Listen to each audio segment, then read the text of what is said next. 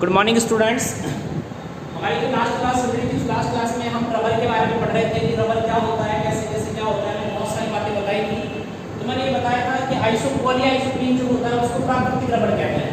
मैंने आपको ये बता दिया था कि पॉलीआइसोप्रीन को प्राकृतिक रबर कहते हैं। मैंने ये बताया था कि पॉलीआइसोप्रीन को प्राकृतिक रबर कहते हैं। ये मैंने आपको बता दिया था कि पॉलीआइसोप्रीन होता है, इस पॉलीआइसोप्रीन को प्राकृतिक रबर कहते हैं। पॉलीआइसोप्रीन मेरे पास होता है C5H8N होता है, इसे पॉलीआइसोप्रीन कहते हैं। अब देखो इसमें दो तरीके से बॉन्ड बन सकते हैं, ठीक है। एक तरीका इसका ये हो सकता है कि ये मेरे पास आए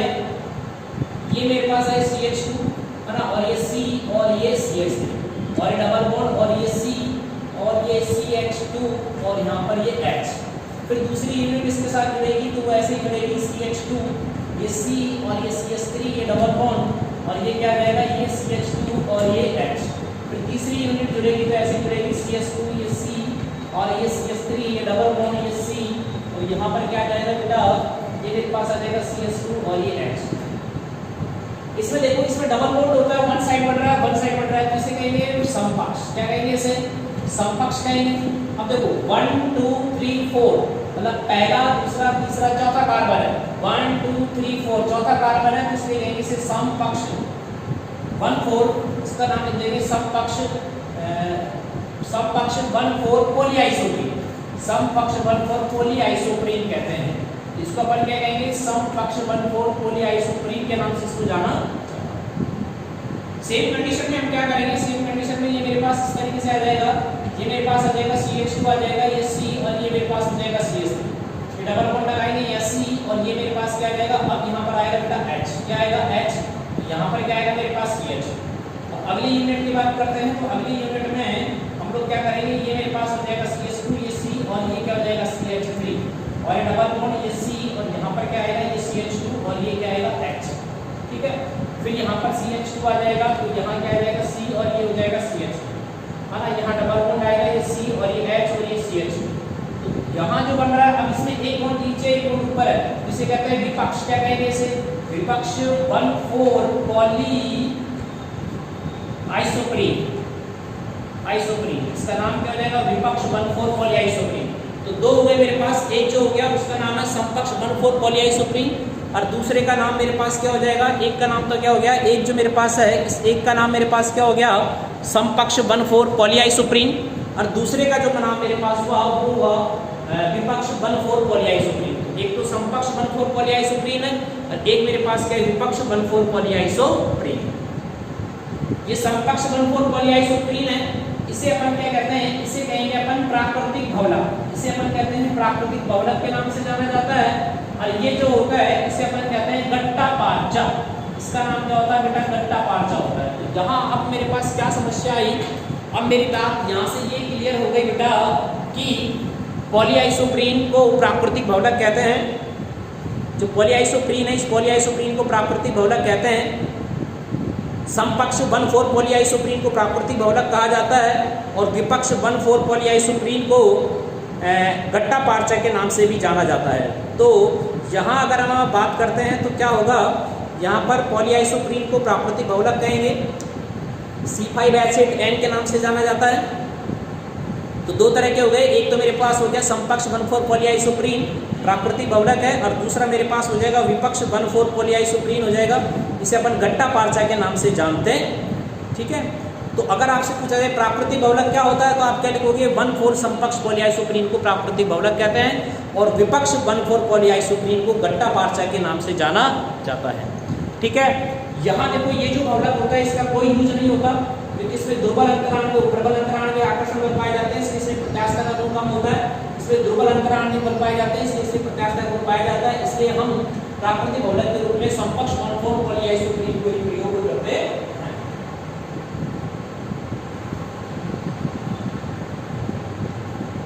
हमारी बात हो गई। अब हम जो पढ़ेंगे वो पढ़ेंगे रबर का वर्गीकरण।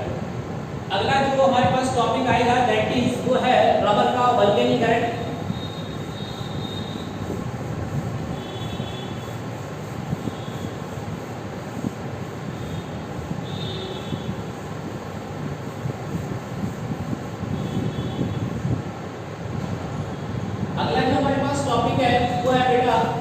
वो है रबर का वल्केनीकरण। अगला जो हमारे पास टॉपिक है वो है रबर का वल्केनीकरण। ये हमारे पास एक इम्पॉर्टेंट टॉपिक है और इसमें से हमको एग्जाम में क्वेश्चन भी मिलता है। रबर के वल्केनीकरण में से हमको एग्जाम में क्वेश्चन मिलेगा।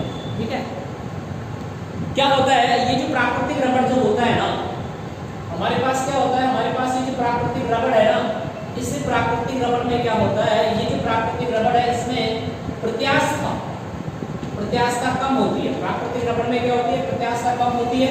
दूसरी बात क्या होता है, ये जल आकर्षीय है।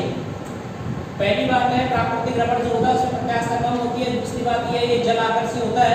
और तीसरी बात जो मैं आपको बताऊं वो इस रबर में वो ये इम्पोर्टेंट है कि ये जो रबर होता है पहली बात उसमें प्रत्यास्थता कम, दूसरी जल आकर्षीय और तीसरी बात क्या है, ये जो ऑक्सीकरण जो अभिकर्मक होते हैं ना, ऑक्सीकारक अभिकर्मक है, ऑक्सीकारक अभिकर्मक है ना, उनके प्रति क्या होता है, ये ऑक्सीकारक अभिकर्मकों के प्रति ऑक्सीकारक अभिकर्मकों के प्रति ये प्रतिरोधी नहीं होता। ऑक्सीकारक अभिकर्मकों के प्रति प्रतिरोधी नहीं होता। कौन? प्राकृतिक रबर। प्राकृतिक रबर में प्रत्यास्थता कम होती है। प्राकृतिक रबर जो होता है ये जलाकर्षी होता है और जो प्राकृतिक रबर होता है वो ऑक्सीकारक अभिकर्मकों के प्रति प्रतिरोधी नहीं होता। इन सारी चीजों को सुधारने के लिए रबर का वल्कनीकरण किया जाता है। अब देखो रबर का वल्कनीकरण कैसे करते हैं। ये मेरे पास है CH2 है ना, और ये CH2 है ना, और ये C और ये CH3 और ये डबल बॉन्ड ये CH और ये CS, ये प्राकृतिक रबर है। ठीक है, ऐसे सेम मेरे पास क्या है, सेम देखिए ये मेरे पास क्या है CH2 ये C और ये CH3 ये डबल बॉन्ड ये CH और ये CH2, ये भी एक प्राकृतिक रबर है। अब बेटा इसमें मैंने क्या मिला दिया, सल्फर। क्या मिलाया मैंने इसमें, सल्फर मिला दिया। और सल्फर जैसे मैंने मिलाया तो इसका क्या किया, सल्फर मिलाकर इसका बहुलीकरण किया। ये प्राकृतिक रबर था, अब मैंने इसमें सल्फर मिला के बहुलीकरण किया तो ये मेरे पास क्या बन जाएगा, ये CH2 ये C और ये CH3 और ये मेरे पास क्या हो जाएगा, ये CH2 ये C है ना, और ये क्या हो जाएगा CH और ये CH और इस तरह क्या हो जाएगा ये CH और ये क्या हो जाएगा CH। तो यहाँ पर है ना जो बॉन्ड बनेंगे इन्हें सल्फर सेतु के नाम से जाना जाता है। यहाँ पर ये जो बॉन्ड बनेंगे ना, इन बॉन्ड को सल्फर सेतु के नाम से जाना जाता है। ये जो बॉन्ड है इन बॉन्ड को कहते हैं सल्फर सेतु। सल्फर सेतु के नाम से इन बंधों को जाना जाता है। और ये जो बनते हैं इन्हें कहते हैं वल्केनीकृत रबर, वल्केनीकृत रबर के नाम से जाना जाता। ठीक है, तो रबर का वल्केनीकरण, इसमें से कुछ क्वेश्चंस हैं जो इस तरीके से बनते हैं। पहला क्वेश्चन तो ये बनता है कि साहब रबर का वल्कनीकरण क्यों किया जाता है। तो अपन क्या लिखेंगे, रबर का वल्कनीकरण इसलिए किया जाता है, प्राकृतिक रबर जो होती है वो प्राकृतिक रबर में कुछ कमियां होती है और प्राकृतिक रबर की कुछ कमियों को दूर करने के लिए प्राकृतिक रबर का वल्कनीकरण किया जाता है। अगली बात यह आ गई कि प्राकृतिक रबर में प्रत्यास्थता का गुण कम होता है, ये जलाकर्षी होता है और ये ऑक्सीकारक अभिकर्मकों के प्रति प्रतिरोधी नहीं होता। तो इन सब चीज़ों को दूर करने के लिए क्या किया जाता है, प्राकृतिक रबर का वल्कनीकरण किया जाता है। प्राकृतिक रबर जो होता है वो आइसोप्रीन होता है। इस प्राकृतिक रबर में हम लोग क्या करते हैं बच्चों, सल्फर मिला देते हैं और सल्फर मिलाने के बाद इसका बहुलीकरण करेंगे। जब इसका बहुलीकरण करेंगे तो इसमें सल्फर सेतु बन जाएंगे और ये जो सल्फर सेतु बनने के बाद होगी इस रबर की प्रत्यास्थता बढ़ जाएगी। इस रबर को हमने क्या नाम दिया है, इस रबर को हमने वल्कनीकृत रबर के नाम से जानते हैं कि वल्कनीकृत रबर के नाम से इसे जाना जाता है। यहाँ तक हमारी बातें होगी। ठीक है,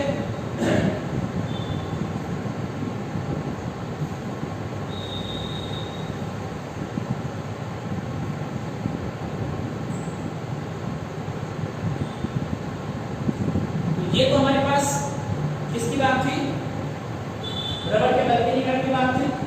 अब रबर के वल्कनीकरण के बाद में जो हम बातें करेंगे वो करेंगे संश्लेषित रबर के बारे में बात करेंगे। ठीक है, तो ये हमारे पास प्राकृतिक रबर वाला टॉपिक खत्म हो गया। अब हम बात करेंगे संश्लेषित रबर। ठीक है, तो संश्लेषित रबर कौन कौन से होते हैं वो देखिए।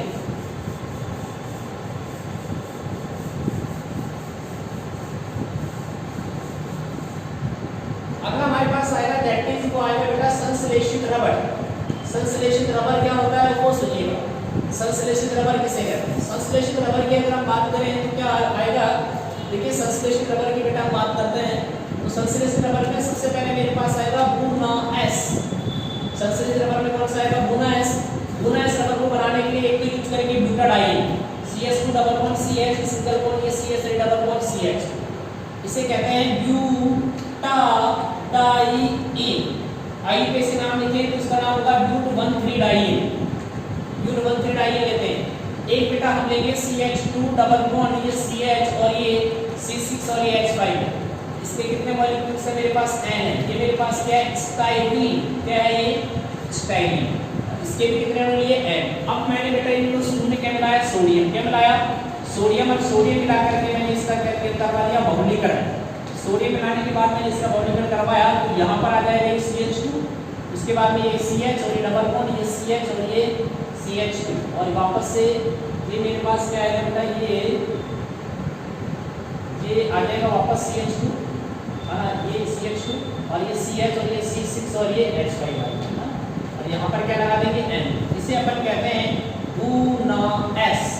इसको SBr रबर के नाम से भी जाना जाता है, SBr रबर भी इसको कहते हैं।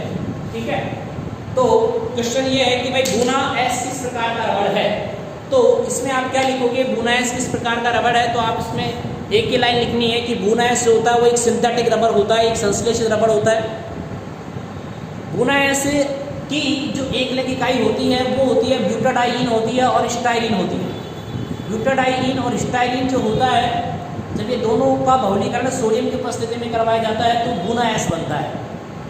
गुना S का जो पूरा नाम होता है वो ब्यूटाडाइईन, वो स्टाइलिन ब्यूटाडाइईन रबर होता है। SBr का मतलब होता है स्टाइलिन ब्यूटाडाइईन रबर भी इसको कहते हैं। ठीक है, ये अच्छा संश्लेषित रबर होता है। ये जो रबर होता है ना, इस रबर का उपयोग वाहनों के टायर बनाने के अलावा जूते बनाने में भी किया जाता है। इस रबर का जो उपयोग होता है वाहनों के टायर बनाने के साथ साथ वाहन जूते बनाने में भी इसका उपयोग किया जाता है। एक तो गुना S है, एक मेरे पास होता है वो होता है गुना N। एक मेरे पास दूसरा रबर होता है उसे कहते हैं गुना N। इसमें क्या होता है कि इसमें एक तो लेते हैं CS2, CH, CH और ये CS2, वही है। ये भी क्या है, ब्यूटाडाइईन। क्या लिया, ब्यूटाडाइईन लिया। अब ब्यूटाडाइईन के साथ अपन लेंगे यहाँ पर इसके N अणु लेंगे। N अणु किसके लेंगे, CS2 डबल बॉन्ड CH और ये CN। इसका नाम क्या है, इसका नाम है एक्राइलोनाइट्राइल। एक्राइलोनाइट्राइल को ले लिया। ठीक है, एक्राइल को नाइट्राइल को लेने के बाद इसका मैंने क्या करवा दिया, बहुलीकरण। इसका मैंने बहुलीकरण करवाया तो ये मेरे पास हो जाएगा CH2, ये CH2 हो जाएगा, फिर ये CH हो जाएगा, ये डबल बॉन्ड और ये CH और ये क्या हो जाएगा CH2, है ना। और उसके बाद में ये क्या आ जाएगा CS2, ये CH और ये मेरे पास आ जाएगा C6 और ये H5 और ये N। इसको अपन ने सॉरी CH है भाई, CN आएगा, क्या आएगा, इसको अपन कहेंगे गुना N रबर, गुना N रबर। और इसको अपन NBr रबर के नाम से भी जानते हैं, ब्यूटाडाइईन नाइट्राइल रबर के नाम से भी जाना जाता है। ठीक है, ये मेरे पास कौन सा रबर हो गया, ये मेरे पास रबर हो गया कौन सा, गुना N रबर। ठीक है, तो दो रबर हो गए मेरे पास, गुना S और गुना N। दोनों अच्छे रबर हैं, दोनों सिंथेटिक रबर हैं, दोनों की एकलक इकाई अलग अलग होती है। एकलक इकाई का क्वेश्चन एग्जाम में से पूछा जाता है, इसकी एकलक इकाई क्या होती है और इसकी एकलक इकाई क्या होती है। इस तरह के क्वेश्चन कई बार एग्जाम में पूछे जाते हैं। तो आप देख सकते हैं क्या इनके क्वेश्चन हैं, क्या इनका कई बार ये पूछा जाता है कि गुना S और गुना N में मुख्य अंतर क्या होता है। वो भी लिख सकते हो कि गुना S और गुना N में मुख्य अंतर क्या होता है। तो आप लिख सकते हो कि गुना S और गुना N में मुख्य अंतर ये होता है कि इसमें एक में तो एक्रेलोनाइट्राइल यूज करते हैं और एक में क्या यूज करते हैं, एक में इसमें स्टाइल यूज करते हैं।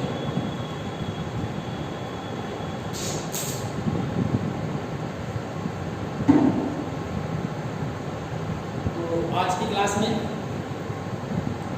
हमारी दो चीजें हो गई हैं बेटा, एक रबर हो गया, प्राकृतिक रबर मैंने पढ़ा दिया आपको। प्राकृतिक रबर में मैंने आपको रबर के बारे में पूरा बता दिया, रबर पेड़ से प्राप्त होता है, कैसे उसका वल्कनीकरण किया जाता है, सारा प्रोसेस आपको बता दिया। और अब हमारे पास ये कौन सा रबर आ गया, हमारे पास ये रबर आ गया।